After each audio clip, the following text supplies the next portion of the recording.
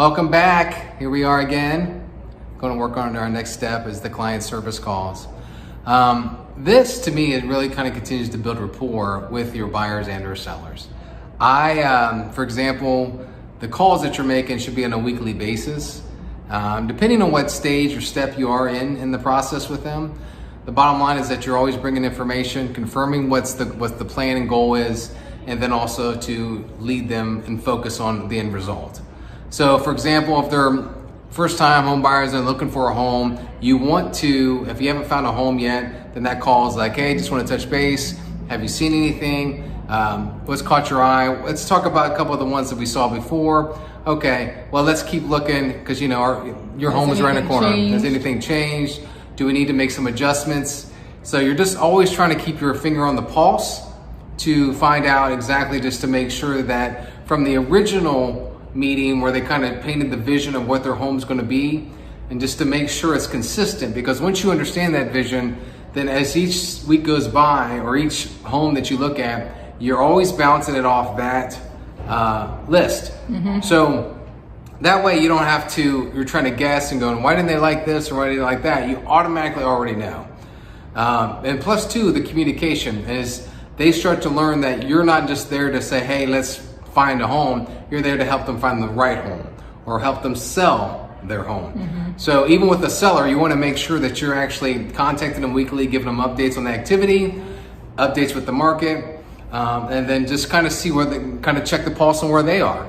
Because they could be like, you know what, nothing's changed. We're at peace and we're just moving day by day. And then sometimes you might call them and say, hey, you know what, we just had a job change and we're going to have to speed this up or make a direction change. So you just want to make sure you're always doing those follow-ups.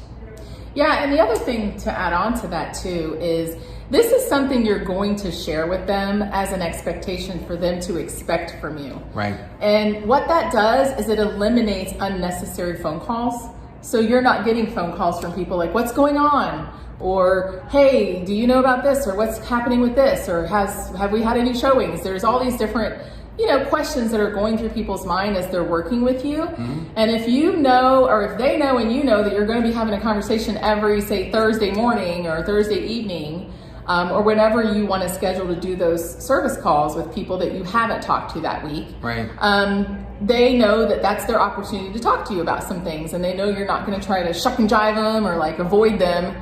Or just make up stuff. You want to come across confident because once you don't ever make anything up. Yeah, I mean, just to give an example. So we had a closing and the buyer that we represented wasn't taking ownership until about 2.5 weeks after closing. So my plan is to always know, all right, well, how's everything? So I'm checking in with the actual listing agent. How's the move going with the seller? Is everything on task? If there's any other terms that we've come to an agreement in the contract to make sure they're being followed through. So once I gather that update, then I'm always contacting my client to give them the update. Mm-hmm.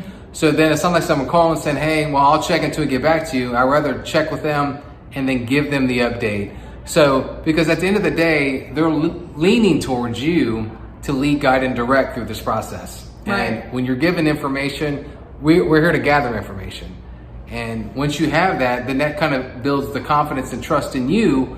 And then that can just makes the relationship deeper and deeper. Right. And it also lets them know that there's a level of process and systematic, I guess, things laid out in your business that you have already kind of scheduled and systematically done, right? Which makes them feel more comfortable that you have a process. Right. Because so many people don't.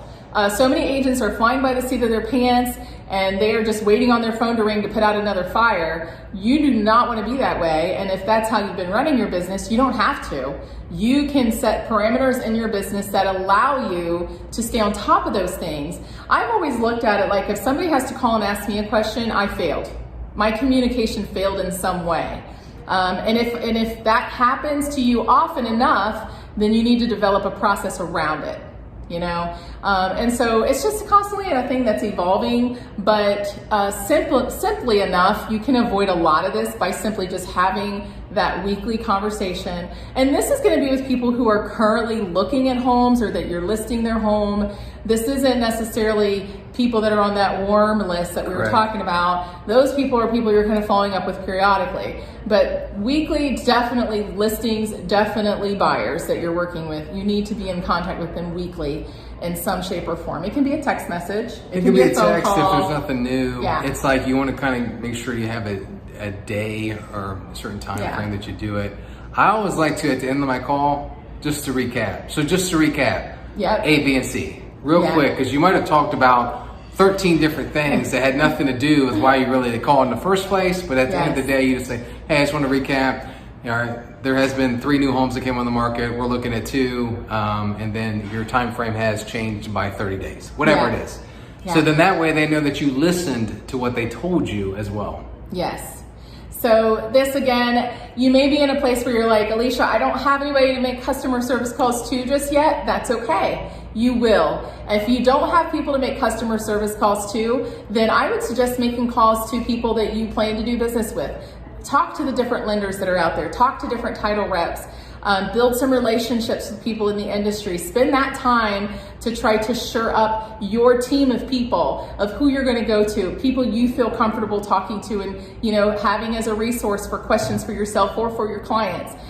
There's always things that you can be doing that will help you to stay top of mind with those people as well. And then not a lot of times those same people want to help you be successful. So they may bring ideas to the table that are like, hey, I got something that might help you to build that client database as well. So yeah, that's what the customer service calls are there for. And it's important to make sure that we always put customer service as a priority in our business so our clients are happy and satisfied and that they keep referring you. Awesome. All right, we'll see you on the next one.